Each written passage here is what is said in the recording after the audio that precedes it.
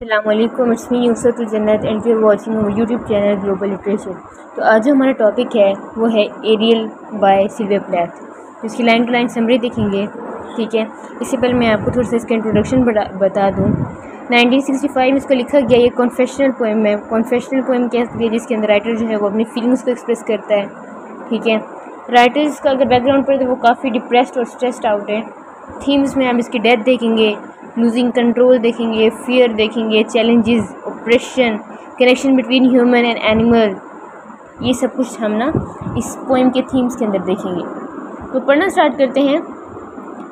Stasis in darkness, ठीक है। वो कहती है कि मैं जो हूँ वो डार्कनेस के अंदर फंसी हुई हूँ। हर चीज़ जो है फिरोजन है, मतलब स्टैटिक स्टेट में है, रुकी हुई है हर चीज़, ठीक है।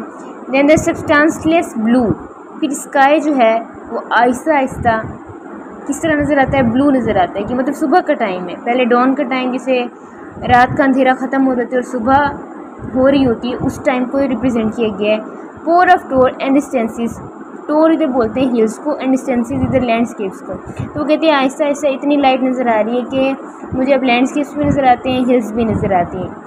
अब ये सब कैसे हो रहा है, वो अपने एरियल के ऊपर बैठी हुई है। अब एरियल उसका क्या है, एरियल जो है उसके हॉर्स का नेम है, सिल्विया प्लैथ के हॉर्स का नेम था, ठीक है। उसका हॉर्स के ऊपर वो बैठी हुई है और आहिस्ता आहिस्ता उसका हॉर्स उसको लेकर जा रहा है। जब लेकर जा रहा है तो आहिस्ता आहिस्ता ये टाइम होता जा रहा है कि उससे लैंडस्केप्स भी नज़र आते हैं, हिल्स भी नज़र आते हैं, माउंटेन्स भी नज़र आते हैं। गॉड्स लायनेस, अब वो अपने हॉर्स को किसी से कंपेयर कर रही है, गॉड्स लायनेस से, कि मतलब लायन किस तरह होते हैं, ब्रेव होता है, करेजियस होते हैं। तो उसके कहते हैं मैं बेशक फेयरफुल हूँ, लेकिन मेरा जो हॉर्स है वो बहुत फेयरलेस है और उसके अंदर बहुत ज़्यादा स्ट्रेंथ है, जैसे कि अंदर लायन के अंदर स्ट्रेंथ होती है। तो मेरा हॉर्स जो है वो गॉड्स की लायनेस की तरह है, उसके अंदर भी बहुत ज़्यादा स्ट्रेंथ, बहुत ज़्यादा करेज है।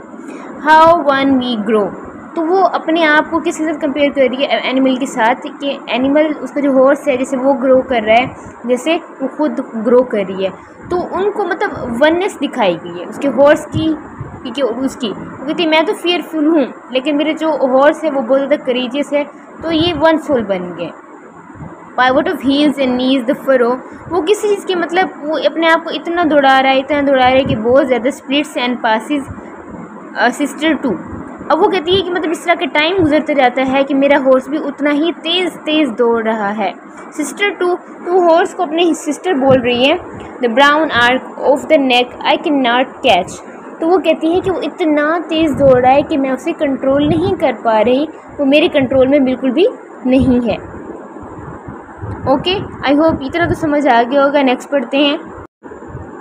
ओके, अब देखिए इधर लिखा गया N dot dot dot dot फिर I, berries cast dark hooks, black sweat, sweet blood mouthfuls, shadows something else. ये एन ना मतलब उसके आगे फिर आई लिखा हुआ है, ये मतलब डार्क आइज़ को रिप्रेजेंट कर रहा है। अब डार्क आइज़ किसको रिप्रेजेंट करती हैं, कोई खौफ को, मतलब कोई ख़तरनाक चीज़ है, कोई डेंजर आने वाला है। बेरीज कास्ट डार्क, के अंधेरा है, अभी कुछ हैपन होने वाला है। Hooks, black sweet blood mouthful, अब देखें क्या बोला गया, ब्लड माउथफुल, कि मतलब कोई ऐसी डेंजरस चीज़ है जो कि हैपन होने वाली है। शेडोज़, अब शेडोज़ भी किस चीज़ को रिप्रेजेंट करते हैं, खौफ को, फियर को। समथिंग एल्स, कुछ और मज़ीद होने वाला है। ओके, नेक्स्ट आंसर पढ़ते हैं। नेक्स्ट आंसर देखते हैं। Hauls me through air, thighs hair flakes from my heel, वो कहती है कि मतलब मैं हवा में जैसे उड़ रही हूँ, मैं हॉर्स की थाइज देख रही हूँ, उसके हेयर देख रही हूँ जो ज़मीन को लग रहे हैं। Flakes from my skin, from my heels, ठीक है। जो स्किन है, मेरी स्किन जो है वो हवा के अंदर जो है वो क्या हो रही है, ठहरती जा रही है, कि मैं भी उस एयर का पार्ट गुजर रही हूँ, मैं भी उस लैंडस्केप जहाँ से गुजर रही हूँ मैं उसका पार्ट बनती जा रही हूँ। वाइट गोडिवा आई अनपील, डेड हैंड्स, डेड स्ट्रिंजेंसीज। देखें पहले उसने वो ब्लैक आइज़, उसने पहले ब्लैक आइज़ की बात कर रही थी, अब ये वाइट की बात हो रही है, ठीक है। गोडिवा ये एक हिस्टोरिकल मतलब वुमेन थी जिसने मतलब रिबिलियस थी, बहुत ज़्यादा लोगों के हकूक़ के लिए बात की थी। तो वो कहती मैं भी उसी तरह बनती जा रही हूँ, मैं भी नेचर का पार्ट बनती जा रही हूँ, जो मुझे जहाँ से लेकर जा रहा है मेरा हॉर्स, मैं उसका हिस्सा बनती जा रही हूँ। And now I foam to wheat a glitter of seas, ठीक है। मैं फोम टू वीट वीट जैसे दाना होता है, मैं अगर फॉर्म में से गुजर रही हूँ तो मैं दानों की तरह होते जा रही हूँ। अगर समंदरों के करीब से गुजर रही हूँ मैं तो समंदर का हिस्सा अपने आप को तस्वर कर रही हूँ। Melts in the wall and I am the arrow, वो अपने आप को एरो के साथ कंपेयर कर रही होती है कि मेरा हॉर्स जहाँ मुझे लेकर जा रहा है, मैं वैसे जैसे तीर जहाँ पहुँच जाता है उसको पता नहीं होता कि उसकी डेस्टिनेशन कहाँ है, तो मुझे भी नहीं पता। The dew that flies suicidal at one with drive into the red, वो कहते कभी कभी मुझे ऐसा लगता है मैं सुसाइड करने जा रही हूँ। इनटू द रेड, अब किसकी बात हो रही है? सन की बात हो रही है, ठीक है, हम सूरज की तरफ जा रहे हैं। आई द कॉल्ड्रम ऑफ मॉर्निंग, ठीक है। अब इधर जो है वो अब सूरज की बात हो रही है। अब सूरज जब निकल रहा होता है तो ऑब्वियसली दिन का टाइम जो है वो हो रहा होता है, तो वो कहती है फाइनली मुझे अब ऐसा लगता है कि हम होप की तरफ आ गए, हम उम्मीद की तरफ आ गए, एक नया दिन स्टार्ट हो रहा है।